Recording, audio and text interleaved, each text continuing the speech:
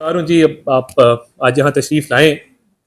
कुछ अहम मामलात और मौज़ूआत आज आपके सामने रखना चाहता हूँ। और ये मामूल की प्रेस कॉन्फ्रेंस नहीं है।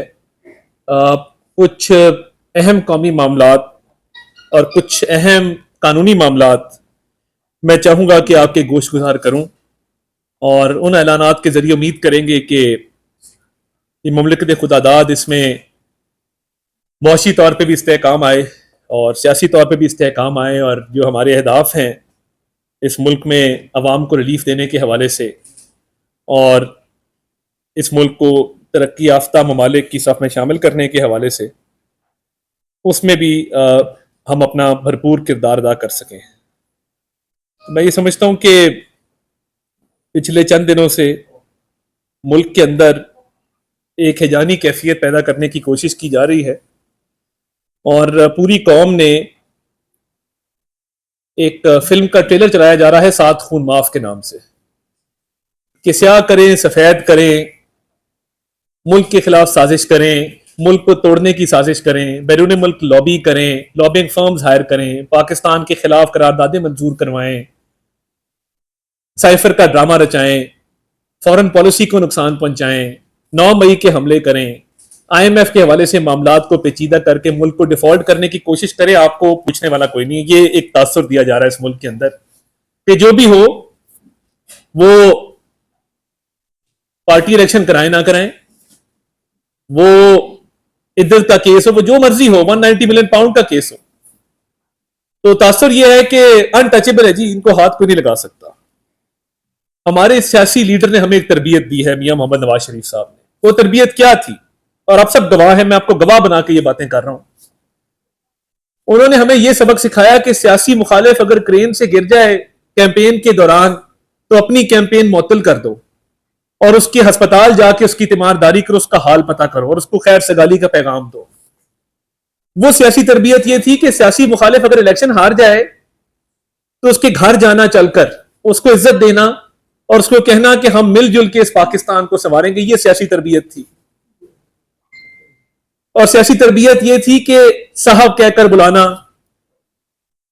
और कहना कि इखलाक के दायरे के अंदर रहकर तनकीद की जाए, तनकीद बराए तनकीद ना की जाए, तनकीद बराए इस्लाह की जाए। यह हमारे सियासी लीडर की तरबियत थी। और इसी तरबियत का नतीजा है कि जब पूरी पहली सफ को जेलों में डाला गया, यह बदतरीन फाशिस्ट हुक्मरान था बानी चेयरमैन PTA, बदतरीन फाशिस्ट हुक्मरान। माओ बहनों को जेलों में डालने की रिवायत इसने डाली। शहबाज शरीफ साहब, नवाज शरीफ साहब की वालदा की मैयत पड़ी थी और जज कह रहा था मैंने जिरा करनी है, मुझे ऑर्डर आया है शहजाद अकबर का, इमरान न्याजी का, और इसने रिवायत डाली कि जेलों में खाना बंद कर दो, जेलों में सहूलियात बंद कर दो, किसी की बहन को अस्पताल से रात को गिरफ्तार करवा दो, किसी बेटी को वालिद के सामने गिरफ्तार कर लो। ये रिवायात है जो इस मुल्क में डाली है। और ये वो रिवायात है जो इन्होंने सिर्फ अपनी जो एक फैशिज्म का जहन था, जो इनके जहनी मामलात थे और जो एक इंतकाम की आग थी, उसको बुझाने के लिए रिवायत डाली। हमारी फिर भी ये रिवायत थी, हमारी सियासी लीडर की तरबियत की थी, नहीं हमने रिएक्ट नहीं करना। यही वजह है कि आधे लोग जेल में थे। शहबाज शरीफ साहब ने फ्लोर ऑफ द हाउस खड़े होकर कहा कि हम इस आके मईशत करने को तैयार है। पता था कि जेलों में डाला जा रहा है, पता था कि केसेस बनाए जा रहे हैं। ये प्ले करनी है दोनों, अभी डाउनलोड कर। पता था कि केसेस बनाए जा रहे हैं, पता था जेलों में डाला जा रहा है, बदतरीन इंतकामी कार्रवाई का निशाना बनाया जा रहा है, फिर भी कहा नहीं हम खड़े हैं मुल्क के लिए। आप जुल्म कर रहे हैं, हम मिसाके मईशत आपके साथ करने को तैयार हैं, दोस्ती का हाथ बढ़ाने को तैयार हैं। यह हमारी सियासी तरबियत थी। और यह हमें सबक सिखाया गया था कि मुल्क की खातिर सियासी मुखालफत को सियासी दुश्मनी में तब्दील ना करना। और हमें यह सबक सिखाया गया था कि सियासी मुखालिफ की खुशी गमी में शरीक होते हैं। हमें किसी ने नहीं कहा था कि सियासी मुखालिफ की कोई गम हो तो उसमें शरीक मत होना। वो एक और तरबियत किसी ने दी थी एक और पार्टी को कि इनको शादियों पे कोई नहीं बुलाएगा, इनके गम में कोई नहीं जाएगा, क्योंकि उनके नजदीक सियासी मुखालफत शायद दुश्मनी होती है, हमारे नजदीक नहीं होती। हमें तो बचपन से यह सिखाया गया कि सियासी मुखालिफ के घर गम हो तो सबसे पहले वहां पहुंचो, और इसका हम अमली मुजाहरा करते रहे। मगर बदकिस्मती है कि शायद हमारी अच्छी तरबियत को शायद हमारे ये जो मामलात थे जिनमें हम अफाम तफहीम से काम ले रहे थे, दानिशमंदी का सबूत दे रहे थे, तहम्मुल मिजाजी से काम ले रहे थे, बुर्दबारी से काम ले रहे थे, हमारी इस पेशेंस को और हमारी इस दानिशमंदी को शायद कमजोरी समझा गया कि शायद ये तो कुछ कर नहीं सकते, तो बड़े कमजोर लोग हैं, ये तो अच्छी बात करते हैं आगे से, ये तो चोर डाकू के नारे नहीं लगाते, ये तो दोस्ती का हाथ बढ़ाते हैं, ये तो तीमारदारी में बिलीव करते हैं, ये तो फातिहा खानी करने में बिलीव करते हैं, ये लोगों के साथ रवादारी और रवाबत बढ़ाने में यकीन रखते हैं, तो ये तो पता नहीं किस किस्म के लोग हैं, तो ये कमजोर लोग हैं, इनको गाली दो, जहां एक देते हो वहां चार दो, ये इसी काबिल है कि इनको गालियां दी जाए। और वही गालम गलोच का कल्चर जिसने सोसाइटी में तकसीम पैदा की, माशरे के अंदर भाई को भाई से लड़ाया, बाप को बेटे से लड़ाया, मां को बेटी से लड़वाया, घरों के अंदर आग लगाई और कहा कि मैं वो हूं कि जिसके पैरोकार अपने बाप की नहीं सुनते। कुरान का क्या हुक्म है, अल्लाह ताला क्या फरमाता है कि उफ ना कहो जब बूढ़ी एज में पहुंच जाए आपके वालिदैन। उधर कहा जा रहा है ओ जी ये बाप की नहीं सुनते, ये नस्ल मैं परवान चढ़ा रहा हूं। और कहा गया कि खवातीन की हद की इज्जत करो स्टेज पे चढ़ के, कंटेनर पे चढ़ के, और इस्लामी टच दो, इस्लाम को इस्तेमाल करो अपनी सियासी मकासद के लिए। और फिर समझा गया कि ये शायद कुछ कर नहीं सकते, ये तो कमजोर लोग हैं, ये तो आगे से फिर भी इखलाक के दायरे में रहकर बात करते हैं, तहजीब तमद्दन के दायरे में रहकर बात करते हैं। तो ये वो रविश है जो पिछले कई सालों से रवा दवा है, और 2014 के धरनों से लेकर आज तक एक मखसूस जहनीत है जिसको परवान चढ़ाया जा रहा है। और मैं आपको बता दूं कि बड़ा क्लियर है, अभी हाल ही में लंदन की एक डिनर की तस्वीरें आई हैं जिसके अंदर एक इजरायली बिलियनर बैठा है। जैन कुरैशी साहब तशरीफ फरमाए, मेरे दोस्त हैं, मैंने कहूंगा वजाहत करें कि वो इजरायली बिलियनर आपके साथ क्या कर रहा था। अनील मुशर्रफ साहब वहां मौजूद हैं, साहिबजादा चीकू साहब जो बाहर के मामला देखते हैं वो वहां मौजूद हैं। तो भाई आपने ये क्यों बैठ के उसके साथ डिनर किया इन हालात में, जब फलस्तीन पर हमले हो रहे हैं, गजा में एक नस्ल कुशी जारी है फलस्तीनियों की। ये तो चले मामलात है ना कि जैक गोल्डस्मिथ की आप कैंपेन चलाते हैं, आपकी मर्जी, आपने किस लॉबी को बाहर सपोर्ट करना है, मगर हमारी बुर्दबारी, हमारे तहम्मुल, हमारी दानिशमंदी को जो कमजोरी समझा गया है, आज मैं इसका भरपूर जवाब देना चाहता हूं और बिल्कुल क्लियर अनएम्बिगुअस वर्ड्स में देना चाहता हूं कि नो मोर, बहुत हो गया इस मुल्क के साथ खिलवाड़। इस मुल्क की मईशत ने अगर आगे चलना है, इस मुल्क के लोगों ने अगर तरक्की करनी है, इस मुल्क की नौजवान नस्ल को अगर रोजगार के मौके मिलने हैं, इस मुल्क ने अगर तरक्की याफ्ता ममालिक की सफ में खड़े होना है, तो पाकिस्तान और तहरीक इंसाफ एक साथ नहीं चल सकती। मैं बिल्कुल आपको क्लियर करता हूं और उसकी वजूहात हैं। मैं तसल्ली से एक एक पॉइंट पर रोशनी डालूंगा और आपको आगाह करूंगा कि वो क्या वजूहात है। सबसे पहली बात यह कि जो हाल ही में सुप्रीम कोर्ट का फैसला आया है, जिसमें तासुर यह है कि बिन मांगे रिलीफ दिया गया है। तहरीक इंसाफ कहीं पर पार्टी नहीं थी, उनके मेंबरान ने नहीं कहा कि हम तहरीक इंसाफ के मेंबर हैं। सब ने सुन्नी इत्तेहाद काउंसिल का एफिडेविट जमा कराया है, सुन्नी इत्तेहाद काउंसिल ज्वाइन की है, मगर एक मसला था कि सुन्नी इत्तेहाद काउंसिल का मैनिफेस्टो ये कहता है कि कोई गैर मुस्लिम सुन्नी इत्तेहाद काउंसिल का मेंबर नहीं हो सकता, इसलिए माइनॉरिटी सीट मिल नहीं सकती थी। तो इतना बड़ा जो रिलीफ मिला है, तासुर यह है कि बगैर मांगे मिला है। वो चीजें उस पिटीशन में ही दर्ज नहीं थी जो दी गई हैं। इंट्रा पार्टी इलेक्शन जो है वो नहीं कराए गए, ये फैक्ट है। कहीं पे उन एमएनएज ने सुप्रीम कोर्ट के सामने ये नहीं कहा कि हम तहरीक इंसाफ ज्वाइन करना चाहते हैं या हमारा निशान बहाल किया जाए या पार्टी को बहाल करार देकर हमें वक्त के धारे को वापस मोड़ के उस पार्टी की सफ में खड़ा किया जाए, ये किसी ने नहीं मांगा था। कानूनी जो सुकम है इस जजमेंट के अंदर, उसको देखते हुए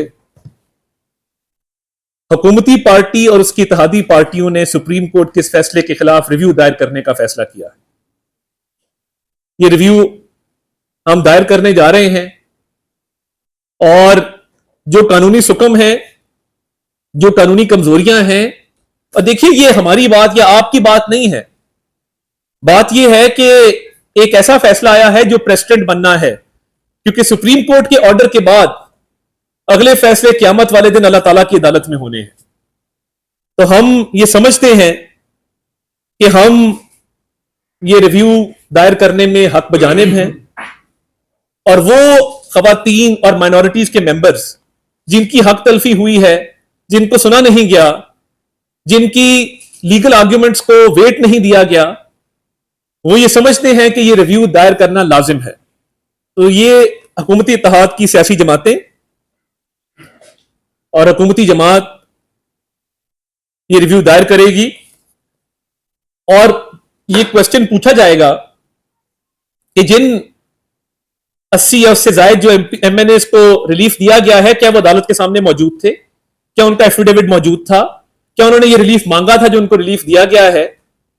क्या इलेक्शन एक्ट 2017 की शिकों को कलअदम करार दिया जाए? क्या आइन को बालाए ताक रख दिया जाए और आइन की शिकों पर अमल ना किया जाए? क्या आइन की तशरीह करना और आइन में तरमीम करना क्या पार्लियामान का इख्तियार नहीं है? क्या ये इख्तियार पार्लियामान को नहीं हासिल कि वो आइनी तरमीम भी कर सके, वो कानून में भी तरमीम कर सके? क्या ये फैसला कर लिया गया है कि आइन जो मर्जी कहे, एक पॉलिटिकल पार्टी को यह हक दिया जाएगा जो वो हक नहीं रखती? तो हम ये समझते हैं कि आइन के हवाले से हमारे पास आइनी शिकों के हवाले से बड़े स्ट्रॉन्ग पॉइंट्स मौजूद है इस नसरसानी की दरखास्त के लिए। तो इसलिए ये दरखास्त जो है ये दायर की जा रही है। और जैसे मैंने कहा कि हमारी बुर्दबारी, हमारे तहम्मुल और हमारी दानिशमंदी को शायद कमजोरी समझा जाता है, हमारे अखलाक को शायद कमजोरी समझा जाता है।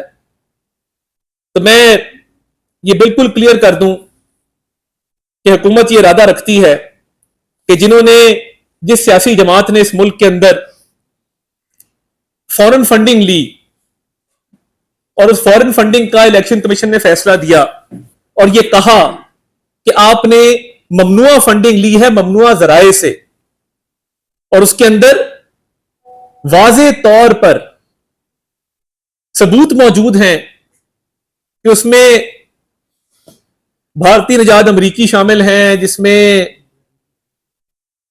अमेरिका में ऐसे लोग शामिल हैं जो एक मखसूस लॉबी से ताल्लुक रखते हैं, उनकी फंडिंग आई है, वुटॉन क्रिकेट क्लब के मामलात हैं। तो ये फॉरेन फंडिंग का फैसला आपके खिलाफ आया है और आप 6 साल स्टे ऑर्डर क्यों लेते रहे? आपने इलेक्शन कमीशन के दायरा इख्तियार को चैलेंज किया, स्टे ऑर्डर पे स्टे ऑर्डर लिया, 6 साल इस मुकदमे को ताखीर का शिकार किया क्योंकि आपके पास अपने दिफा में कहने को कुछ नहीं था।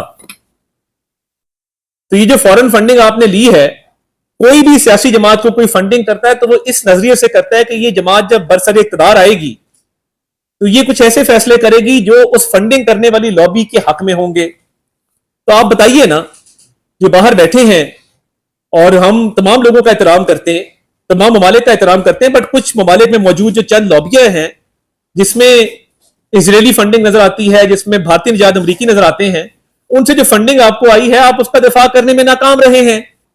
तो ये जो फॉरेन फंडिंग है इसका केस आपके खिलाफ आ चुका है फैसला, और आप अपने दिफा में कुछ नहीं कह सके। वुटॉन क्रिकेट क्लब के हवाले से जो मामलात है उसमें भी आपके पास कोई दिफा नहीं था। आपके अकाउंट में पैसे आए हैं, आपने जाती तौर पे वो पैसे इस्तेमाल किए हैं, जुर्म साबित है।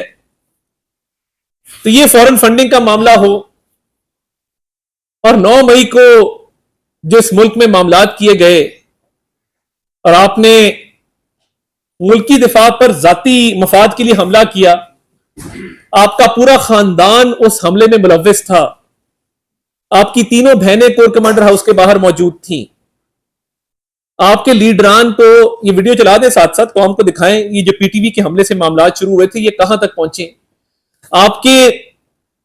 आपका भांजा वहां पे वर्दी की बेहुरमती कर रहा था, आगे लगाई जा रही थी, और कौम को पैगाम दिया जा रहा था कि जी इंकलाब बर्पा होने लगा है, तो फौरी तौर पे जो है वो अपनी अपनी लोकेशंस पर पहुंचे। आपने इंतशार की, तशद्दुद की सियासत को फरोग दिया। आपने इस मुल्क में आइन की खिलाफ वर्जी को फरोग दिया। आपने इस मुल्क के दिफाई इदारों को नुकसान पहुंचाया और उस इदारे को नुकसान पहुंचाया। मेरा एक और सवाल है, आपके लीडर देखे जा सकते हैं कि वो इन तमाम लोकेशन पे मौजूद है? कोई कह रहा खान नहीं तो पाकिस्तान नहीं, कोई गालम गलोच से काम ले रहा है, कोई कह रहा है कि अपनी अपनी बताई हुई लोकेशंस पर पहुंचे, अपने अपने अहदाफ पर पहुंचे, कोई कह रहा है जी हम कोर कमांडर हाउस जा रहे हैं, हम GHQ जा रहे हैं, हम फलां लोकेशन पर जा रहे हैं। तो ये आपके रहनुमा नहीं थे। और ये एक चीज बड़ी अहम है कि ये तमाम मामला जो आपने किए, जलाओ घिराओ के, आग लगाने के, इंतशार के, तशद्दुद के, इससे पहले आप तालिबान को वापस ला चुके थे। आपकी ही गवर्नमेंट ने वो फैसला किया था, आपकी की गवर्नमेंट थी जिसने ये तय किया था कि इन तालिबान को वापस लाकर बसाया जाए सेटल्ड एरियाज के अंदर। एक तरफ आप दहशतगर्दों को लाकर पनाहगाहें दे रहे थे और दहशतगर्दों को सेफ हेवन दे रहे थे और कह रहे थे कि ये मुल्क की सालमियत में किरदार अदा करेंगे, और नेशनल एक्शन प्लान को आपने खत्म कर दिया। दूसरी तरफ आप GHQ पर हमला, कोर कमांडर हाउस पर हमला कर रहे थे। इस बात से क्या अखज किया जाए? मुझे ये बताएं बतौर पाकिस्तानी। छोड़ दें कि मैं कौमी असेंबली का मेंबर हूं, छोड़ दें इस बात को कि मैं वफाकी वजीर इत्तलात हूं। मैं बतौर पाकिस्तानी आपसे ये पूछता हूं कि मुझे ये बताइए कि आपको ये किसने इख्तियार दिया कि पहले आप तालिबान को लाकर बसाएं सेटल्ड एरियाज के अंदर, और उसके बाद ये भी चलाइएगा जब मैं बताता हूं, उसके बाद आप मुल्क की सालमियत की गारंटी देने वाले इदारा, मुल्क की दफा करने वाले इदारे पर आप हमलावर हो जाएं? आपका मकसद क्या है कि एक तरफ आप दहशतगर्दों को पनाह दे रहे हैं, दूसरी तरफ आप फौज पर हमला कर रहे हैं? तो ये आप इससे क्या हासिल करना चाहते हैं? मुल्क दुश्मनी साफ जाहिर है। किसी सियासी जमात ने आज तक ये नहीं किया। लोगों ने बड़ा बड़ा कुछ बर्दाश्त किया, आपके दौर में बर्दाश्त किया। मियां नवाज शरीफ अपनी अहलिया को बिस्तरे मर्द पे छोड़ के आए, हमेशा पाकिस्तान की बात की। बेनजीर भुट्टो साहिबा की शहादत के बाद जरदारी साहब ने पाकिस्तान खपे का नारा लगाया। तो आपको इतनी क्या मुसीबत थी कि पहले दहशतगर्दों को वापस लेकर आते हैं, हमारे जितने ऑपरेशन हुए थे उसका असर जायल करते हैं, और उसके साथ साथ आप हसास तनसीबात पे हमले करते हैं, GHQ पे हमला करते हैं, कोर कमांडर हाउस पे हमला करते हैं एक सोचे समझे मंसूबे के तहत। फॉरेन फंडिंग आपके पास है, यहूदी लॉबी आपको सपोर्ट करती है, आप वहां से फंडिंग लेते हैं, दहशतगर्दों को पनाह देते हैं और फौज पे हमला कर देते हैं। ये बड़ी क्लियर चेन है, इसमें कोई भाम तो नहीं है। पूरी कौम ने देखा इस चीज को। तो फॉरेन फंडिंग एस्टैब्लिश्ड, 9 मई के हमले एस्टैब्लिश्ड, दहशतगर्दों को वापस लाना एस्टैब्लिश, ये सारी चीजें आपने इस मुल्क में की हैं। फिर एक साइफर का खेल रचाया गया इस मुल्क में। कहा गया कि अमेरिका ने धमकी दी है कि हम हुकूमत गिराने लगे। वो भी केस एक तगड़ा केस है आपके खिलाफ, नाकाबिले तरदीद सबूत मौजूद है। चलाए जरा जहां पे उन्होंने कहा था कि हमने खिलवाड़ करना है इस मुल्क के साथ, हमने खेलना है साइफर के साथ सियासी बयानिए के लिए, और वो बिल्कुल क्लियर आपकी ऑडियो मौजूद है जहां पे आप कह रहे हैं हमने खेलना है इसके साथ।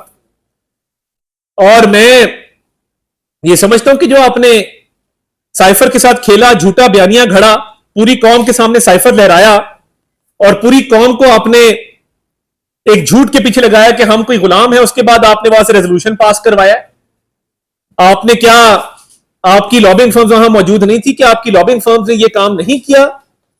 रेजोल्यूशन वाला आप 9 महीने से इसकी फंडिंग नहीं कर रहे थे, ममनुआ फंडिंग नहीं कर रहे थे। तो आपने ये IMF वाला भी बाद में चलाएगा, मैं आ रहा हूं उस तरफ, मैंने आपको पहले कहा वो वाला चला दे। तो मैं आपको बताना चाहता हूं कि देखिए, वो फॉरेन फंडिंग हो, वो 9 मई के हमले हो, वो साइफर के साथ खेलना हो, यानी जो हमारे अमेरिका में सफीर थे उस वक्त, असद मजीद कह रहे हैं कि कोई थ्रेट नहीं था। जिन्होंने ये साइफर लिखा है, जो साइफर के ऑथर हैं, वो कह रहे हैं कोई थ्रेट मौजूद नहीं था, और आप कह रहे हैं नहीं थ्रेट मौजूद था। अदालत में गवाही दे दी गई, मगर आपने अपने सियासी मफाद के लिए मुल्क के बैनुल अक़वामी सतह पे ताल्लुकात को खराब करने की कोशिश की, मुल्क को नुकसान पहुंचाने की कोशिश की, और उसके बाद आपने एक रेजोल्यूशन पाकिस्तान के खिलाफ पास करवाया, जैसे भी करवाया, फंडिंग करवाई, और फंडिंग करवा के आपने बाकायदा लॉबीज हायर की जिन्होंने ये सारा काम आपके लिए किया, और पाकिस्तान के खिलाफ एक रेजोल्यूशन आप ले आए। तो फॉरेन फंडिंग एस्टैब्लिश्ड, 9 मई के हमले एस्टैब्लिश्ड, साइफर का केस एस्टैब्लिश्ड, अमेरिका में रेजोल्यूशन एस्टैब्लिश्ड। तो हुकूमत ने यह फैसला किया है, इन तमाम चीजों को देखते हुए, सबूतों को देखते हुए, वफाकी हुकूमत PTI को बैन करने के लिए केस मूव करेगी। तहरीक इंसाफ पे पाबंदी लगाने जा रहे हैं, और हम ये समझते हैं कि आईने पाकिस्तान के तहत आर्टिकल 17 है जो पॉलिटिकल पार्टीज को बैन करने के हवाले से इख्तियार देता है वफाकी हुकूमत को, और ये सुप्रीम कोर्ट में मामला भेजा जाएगा। इन तमाम तर चीजों को, फॉरेन फंडिंग के फैसले को देखते हुए, 9 मई के हमलों को देखते हुए, साइफर वाली एपिसोड को देखते हुए, और अमेरिका में जो आपने रेजोल्यूशन पास करवाया इसको देखते हुए, हम ये समझते हैं कि बहुत क्रेडिबल एविडेंस मौजूद है कि तहरीक इंसाफ पर पाबंदी लगाई जाए। आपने आईएमएफ की डील को जो साबोटाज करने की कोशिश की, आपने उसको जिस तरीके से आप आगे लेकर चले, आपकी फोन कॉल मौजूद है, लगाएं जरा आईएमएफ के बारे में शौकत तरीन साहब क्या फरमाते हैं और क्या कहते हैं कि आईएमएफ को लेटर लिखा जाए कि पाकिस्तान की मदद ना करें। चलाइए जरा इस ऑडियो को, तो हमको हम सुनाना चाहते हैं। और ये आईएमएफ को खत जरा इसके माइक करीब कर देंगे ताकि सबको आवाज आ जाए। आईएमएफ को जो खत लिखा गया और आपने जो आईएमएफ से तमाम सूबाई सुना दें जी।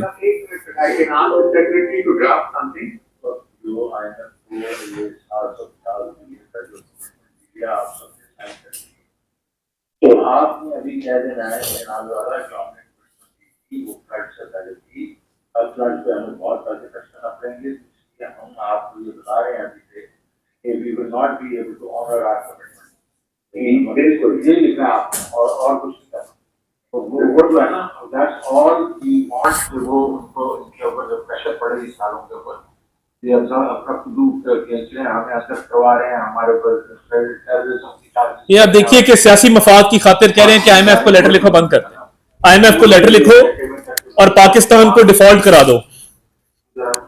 यानी सियासी मफादात की खातिर आईएमएफ को लेटर लिखने तक आप चले गए कि पाकिस्तान डिफॉल्ट कर जाए, यहां पे एलसीआं ना खुलें, लोग बैंकों से पैसा विड्रॉ कर लें, एयरलाइनें आना बंद हो जाएं और मुल्क दिवालिया हो जाए। ये आपकी कोशिश थी।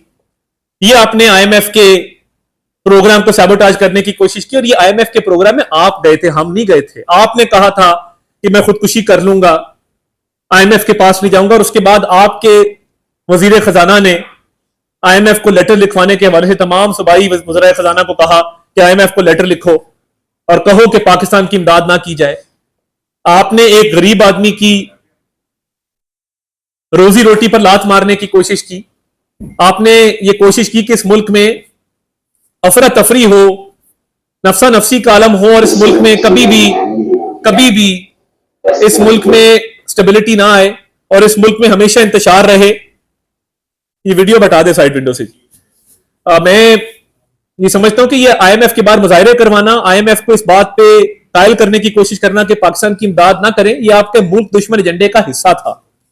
और आपने भरपूर कोशिश की कि इस मुल्क दुश्मन एजेंडे पर अमल पैरा होकर आप मुल्क को दिवालिया करें। एक तरफ आप अब ये आप कड़ियां जोड़े ना जरा, दहशत गर्दों को वापस लाकर बसा रहे हैं, फौज पर हमला कर रहे हैं, फॉरेन फंडिंग ले रहे हैं, आईएमएफ को कह रहे हैं पाकिस्तान की मदद ना की जाए, और बैरून मुल्क पाकिस्तान के खिलाफ रेजोल्यूशन पास करवा रहे हैं। ये किसी और सियासी जमात ने किया होता तो आपने चौराहे में उनको लटका देना था। आज ये जब 5-6 चीजें मैं आपको बता रहा हूं, ये तारीख का हिस्सा है, रिकॉर्ड का हिस्सा है। खान साहब ने कहा था ना वो जरा चला दें काइंडली, वो अभी चला नहीं है। अगर इसको काइंडली ऑन एयर भी कर दीजिए, जहां पे उन्होंने कहा कि हमने मुल्क का नाम लिए बगैर खिलवाड़ करना है, खेलना है साइफर के साथ। इसको जरा चला दें प्लीज, स्क्रीन पे भी दिखा दें जी प्लीज।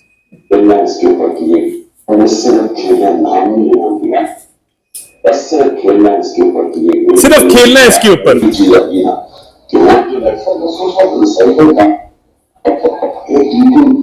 आजम खान कह रहे हैं मीटिंग बुला लेते हैं इस पे,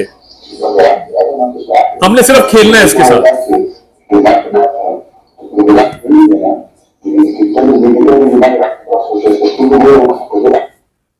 ये आप देखें कि खान साहब की अपनी आवाज है और कह रहे हैं कि हमने साइफर के साथ खेलना है। एक शख्स कोई खुद ही एतराफ कर रहा है, अदालत कह रही है नहीं नहीं नहीं आप तो मासूम है, आपने तो किया ही कुछ नहीं है। वो खुद कह रहा है मैं खेल रहा हूं साइफर के साथ, मगर अदालत ये बात मानने से कासिर है। अब ऑब्वियसली सोशल मीडिया पे बहुत सारी ट्वीट्स की जाती है जिसमें गालियां दी जाती हैं, लोगों को हम समझते हैं, इज्जत एहतराम करते हैं, लोग प्रेशर में भी आते हैं, हम ये देख रहे होते हैं और दबाव भी होता है सोशल मीडिया का। मैं एक साहब ने मुझे एक दफा खुद कहा कि ये सोशल मीडिया की हम ट्वीटें देखते हैं और बड़ा इसका दबाव होता है। ये आपने खुद कहा कि साइफर के साथ खेलना है, तो तमाम जवाब भी मौजूद है, जस्टिफिकेशन भी मौजूद है कि तहरीक इंसाफ को बैन करने का केस जो है वो मूव किया जाए। आगे आइए, आपने आइन की खिलाफ वर्जी करते हुए असेंबलियों को तोड़ा था नो कॉन्फिडेंस के दौरान। जरा कासिम सूरी साहब, इसके स्टे ऑर्डर वाले कासिम सूरी साहब, जो 4 साल स्टे ऑर्डर पे असेंबली में बैठे रहे, डिप्टी स्पीकर की कुर्सी पर विराजमान रहे, वो कासिम सूरी साहब जिन्होंने असेंबली तोड़ी, जरा चला दें फुटेज प्लीज, आपके पास होगी। यानी सुप्रीम कोर्ट ने भी कहा कि यह आइन की खिलाफ वर्जी है। आइन में यह बात बड़ी वाज़ेह दर्ज है। आइन, कानून और रूल से मुतफिक होना जरूरी है। किसी गैर मुल्की ताकत को यह नहीं कि वो साजिश के तहत पाकिस्तान के अवाम को वज़ीर कानून ने जो नुकात उठाए वो दुरुस्त है। वैलिड है, लिहाजा मैं रूलिंग देता हूं कि इल्जाम की करारदाद आइन और कौमी मुखालिफ को आजादी से मुनाफी है और रूल्स और ज़ाब्ते के खिलाफ है। ये करारदाद मुस्तरद किस चलाव करने की रूलिंग देता हूं की कार्रवाई। और ये असेंबली तोड़ी गई। असेंबली तोड़ना आइन की क्लियर खिलाफ वर्जी और आर्टिकल 6 लगता है इसके ऊपर। आप अगर असेंबली तोड़ें, आइन के अंदर क्लियर लिखा है कि जब वोट ऑफ नो कॉन्फिडेंस की मोशन आ जाए और नोटिस इश्यू हो जाए, असेंबली तहलील नहीं की जाएगी। आपने आइन की खिलाफ वर्जी, जिसका सुप्रीम कोर्ट ने भी हवाला दिया कि आपने ये गलत काम किया था कि आपने नो कॉन्फिडेंस मोशन के होते हुए असेंबलियों को तहलील किया, तो हुकूमत ने यह फैसला किया है कि तब के सदर आरिफ अलवी, तब के वजीर आजम इमरान नियाजी और तब के डिप्टी स्पीकर कासिम सूरी के खिलाफ रेफरेंस मूव किया जाए और यह आर्टिकल 6 का रेफरेंस जो है यह भी काबीना से मंजूरी के बाद सुप्रीम कोर्ट को भिजवाया जाएगा।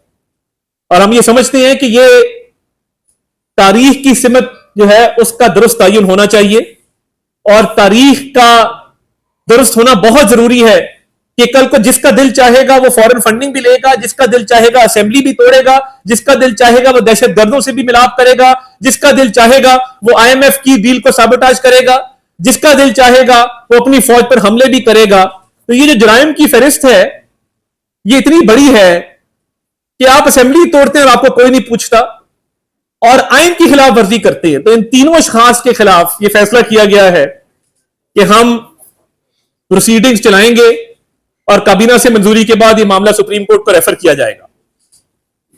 अब मैं उस तरफ आता हूं कि हमारे जो मेहनत काश, हमारे जो मजदूर, हमारे जो बाहर रहने वाले तारकीन वतन हैं, ओवरसीज पाकिस्तानी से बड़े मेहनती लोग हैं। वो रोजी रोटी कमा के इस मुल्क की रेमिटेंसेस में इजाफा करते हैं, इस मुल्क को टैक्स अदा करते हैं, इस मुल्क की खुशहाली में अपना किरदार अदा करते हैं। मगर कुछ मखसूस लॉबियां वहां मौजूद हैं बैरून मुल्क जो ना सिर्फ पाकिस्तान मुखालिफ एजेंडा चलाते हैं, वो बाकायदा सेपरेटिस्ट मूवमेंट्स को सपोर्ट करते हैं, वो पाकिस्तान की सालमियत के खिलाफ साजिशें करते हैं, वो वहां से फंडिंग ममनुआ सोर्सेज से लेते हैं, वो पाकिस्तान के इदारों के खिलाफ, पाकिस्तान की सालमियत के खिलाफ कैंपेनों में इन्वॉल्व होते हैं। और ये इलीट ऑफ द इलीट है। जिस तरह मैंने बताया, अभी एक पीछे लंच या डिनर हुआ जिसमें जैन कुरैशी साहब थे और वो एक इजरायली अरबपति वहां मौजूद था जो इजरायली आर्म फोर्सेस की भी फंडिंग करता है। वो मैं अभी तस्वीर भी आपसे शेयर कर लेता हूं। तो ये मुझे बताए ना कि ये बाहर बैठ के क्या करते हैं। हमारे जो ब्लू कॉलर वाले, व्हाइट कॉलर वाले जो वहां पे जॉब्स करते हैं, ज़र मुबादला भेजते हैं, जो मेहनत कश है, मजदूर हैं, जो बैंकर्स हैं, इंजीनियर्स हैं, डॉक्टर्स हैं, हमारे सरों का ताज हैं। मगर मखसूस लॉबियां वहां पे पाकिस्तान के खिलाफ साजिश में मसरूफ अमल हैं। हुकूमत ने उनके खिलाफ तादीबी कार्रवाई करने का फैसला किया है। सख्त तरीन कानूनी कार्रवाई अमल में लाई जाएगी।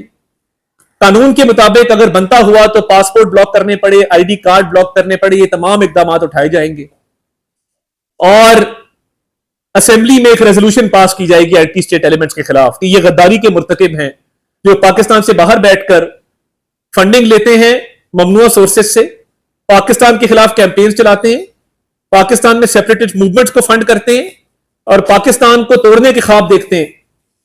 तो हुकूमत ने यह फैसला किया है कि सख्त तरीन कानूनी कार्रवाई अमल में लाई जाए।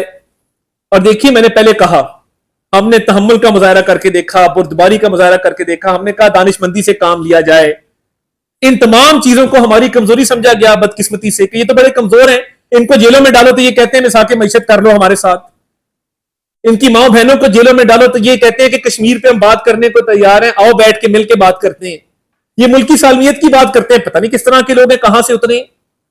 तो इनको गाली दो, इनको चोर डाकू कहो, और अपने जब करतूत निकले तो फिर अरबों रुपए के तोशाखाना के तहाइफ हैं। अब चेयरमैन नैब को टारगेट कर रहे हैं, पूरी कैंपेन चलाई जा रही है, क्योंकि चेयरमैन नैब ने किसी बिजनेसमैन को टारगेट नहीं किया, उन्होंने किसी ईज ऑफ बिजनेस को प्रमोट किया इस मुल्क के अंदर। और अब सूरत हाल ये है कि अब प्रेशर डाल रहे हैं कि नैब जो है वो तोशाखाना के केसेस से पीछे हट जाए। ये पता नहीं किस तरह के लोग हैं जो मदर पिदर आजाद हैं, जिनको ना किसी मां का पता है ना बाप का पता है, और जो सिर्फ मनमानी पर उतरे हुए हैं कि हमने मुल्क को तबाह करना है, कि खान नहीं तो पाकिस्तान नहीं। हम भी यही समझते हैं कि खान और पाकिस्तान इकट्ठे नहीं चल सकते, आपने ठीक कहा है। तो ये तमाम मामलात मैं आज आपके सामने रखना चाहता था कि हुकूमत ने ये 4 बड़े फैसले किए हैं और इस हवाले से आगे कानूनी कार्रवाई की जाएगी। आइन और कानून के दायरे के अंदर रहते हुए ये तमाम प्रोसेस पूरे किए जाएंगे और इन मामलात को आगे बढ़ाया जाएगा, ताकि आइंदा कोई सियासी जमात हो, कोई फर्द हो, वो आइन तोड़ने का ना सोचे, वो ममनुआ फॉरेन फंडिंग लेने का ना सोचे, वो दहशतगर्दों से मिलाप करके पाकिस्तान की फौज पर हमला करने का ना सोचे, वो बैरून मुल्क बैठ के पाकिस्तान की सलमियत को नुकसान पहुंचाने का ना सोचे, वो पाकिस्तान के दफाई इदारों पर हमले का ना सोचे, वो फॉरेन फंडिंग लेने का ना सोचे। ये तमाम मामलात, आईएमएफ की डील को साबोटाज करना, मुल्क को डिफॉल्ट करवाना, साइफर से खेलना, आपने ना कहा हो कि साइफर से खेलना है, हम अपना केस वापस ले लेते हैं। आपने, आपके अल्फाज हैं कि हमने खेलना है, आपने साइफर के साथ जो किया, आपने मुल्क दुश्मन कुव्वतों को तकवीयत दी और पाकिस्तान का नुकसान किया सियासी फायदे के लिए।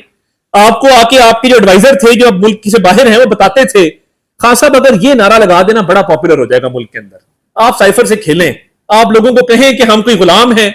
अब अगर हम कोई गुलाम है का नारा लगाया था, तो फिर ये रेजोल्यूशन क्यों करवाया और इस पे पैसे क्यों लगवाए, और ये अरबों रुपए आपके पास आते कहां से हैं? क्या ईसीपी का डिसीजन मौजूद नहीं है? आपके जराइम की फहरिस्त अगर गिनना शुरू कर दें, फॉरेन फंडिंग से शुरू होती है, आईएमएफ की डील को साबोटाज करना, 9 मई के हमले करना, तोशाखाना का केस, साइफर का केस, आपके खिलाफ इतना मवाद मौजूद है कि किसी सियासी जमात ने किसी एक टेन्योर में इतने जुर्म नहीं किए जितने आपने इन पौने 4 साल के अंदर किए हैं। तो ये तमाम कार्रवाई अमल में लाई जाएंगी कानून और आइन के मुताबिक, और आने वाले दिनों में इनके प्रोसेस को मुकम्मल किया जाएगा। बहुत शुक्रिया। जाफर साहब, ये बताइए कि आपने जो ऐलान किए हैं उनके करने में क्या ताखीर नहीं आपने कर दी, और इतनी ताखीर का सबब क्या है?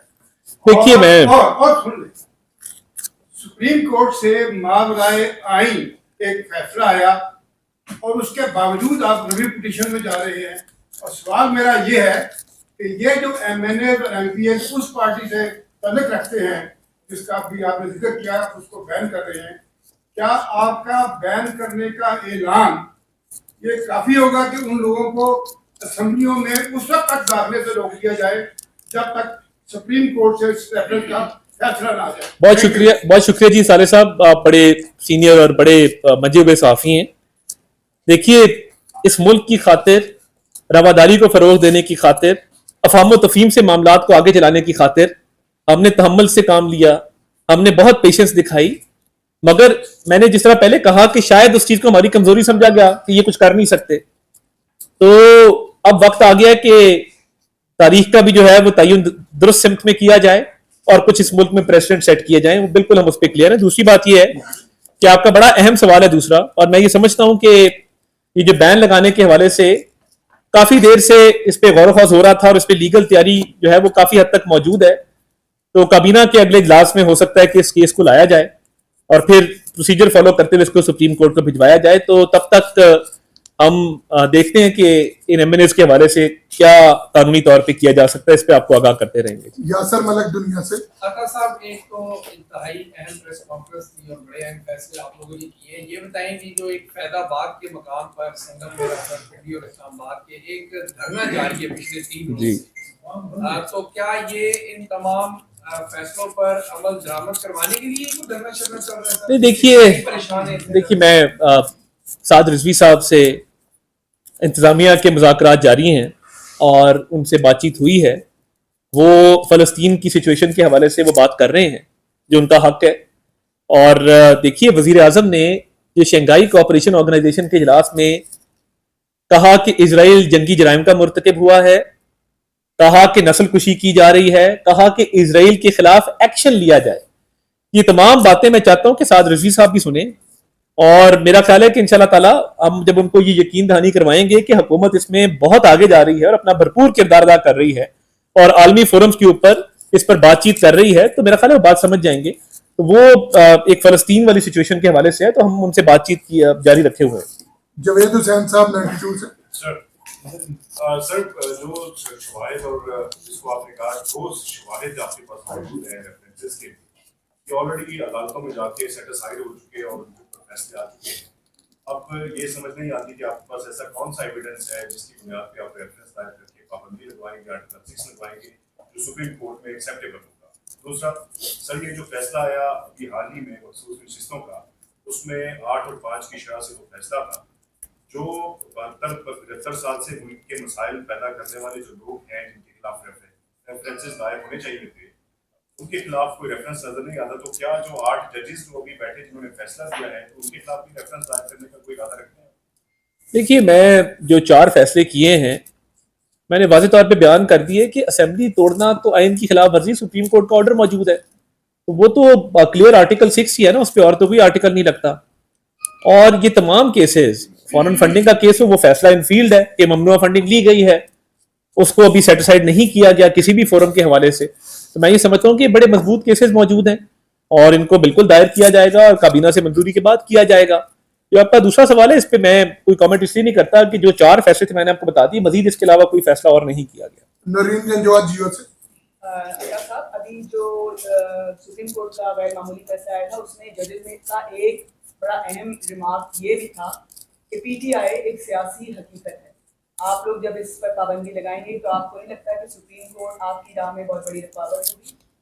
देखिए, मैं ये समझता हूँ कि या तो फिर किसी को लाइसेंस दे दिया जाए कि वो कत्ल गारत करे, अगवा करे, डकैती करे, चोरी करे और उसको एक हकीकत डिक्लेयर कर दिया जाए। देखिए, कानून का इससे कोई ताल्लुक नहीं है और हर किसी का हकीकत देखने का एक अपना जाविया है, अपना लेंस है।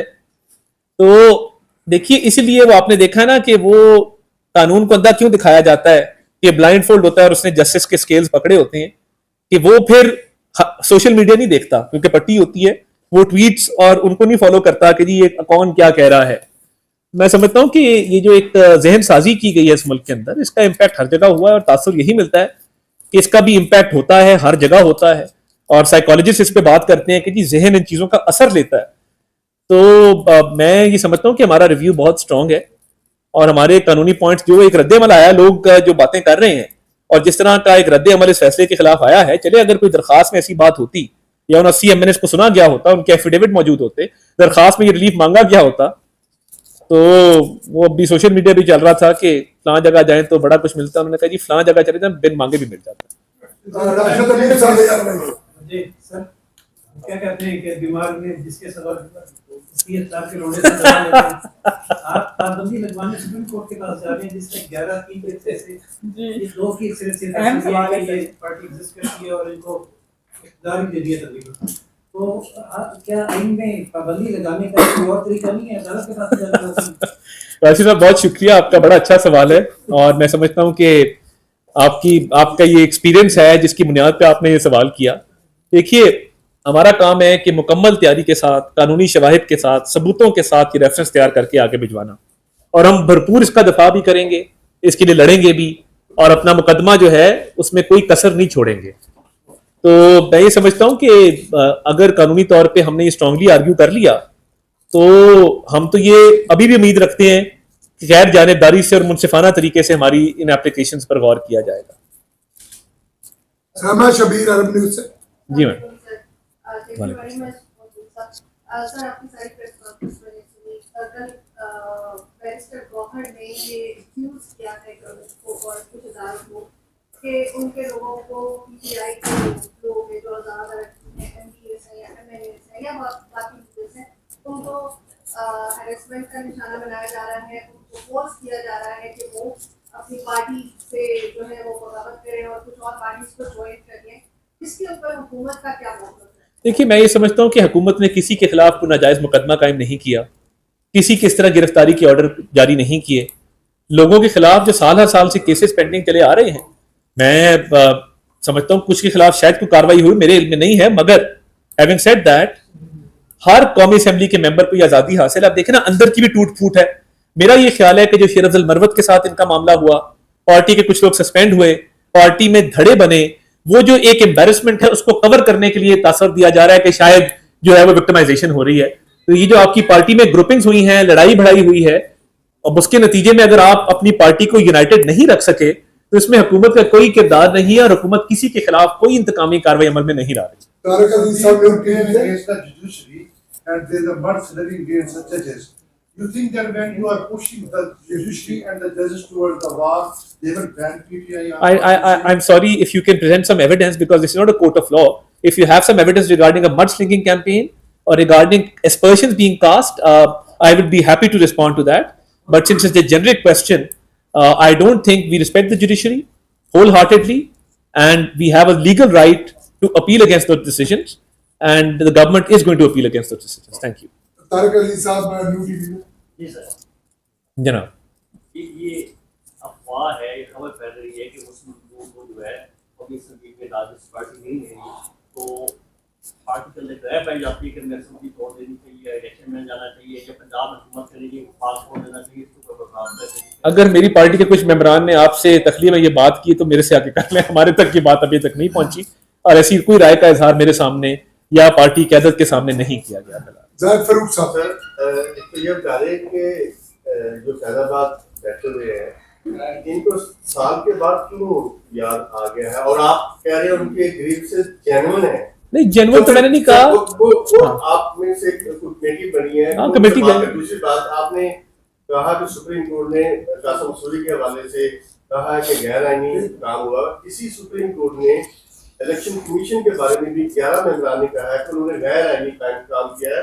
तो क्या फिर उनके खिलाफ भी आर्टिकल 6 होगा, क्योंकि दोनों के जो चीजें हैं वो सेम है।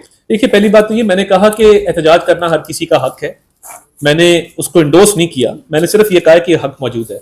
इंतजामिया उनसे कर रही है नेगोशिएशंस, अब ये वो बेहतर बता सकते हैं वो क्यों आए हैं, उनका मकसद क्या है। तो हमारी कोशिश होगी कि पुरअमन तौर पे जो है इस धरने को खत्म किया जाए। और दूसरी बात यह है कि देखिए, इलेक्शन एक जमात ना कराए, इलेक्शन कमीशन के बार बार कहने के बावजूद गलत इलेक्शन करवाए, तो हम नहीं समझते कि इलेक्शन कमीशन का इसमें कोई कसूर है। हम ये समझते हैं जिस जमात ने इलेक्शन नहीं करवाए, कानून को फॉलो नहीं किया, ये उनका कसूर है। हमारी टिकटें भी वापस हुई थी, आज तक हमारे सेनेटर्स के आगे इंडिपेंडेंट लिखा हुआ सेनेट की वेबसाइट के ऊपर। तो मैं ये समझता हूं कि इलेक्शन कमीशन ने हमेशा एक अच्छा किरदार अदा किया है और इलेक्शन कमीशन को मुर्दे इल्जाम ठहराना अपनी कानूनी कमजोरियों की वजह से मैं इसको तस्लीम नहीं करता। बहुत शुक्रिया जी, थैंक यू वेरी मच।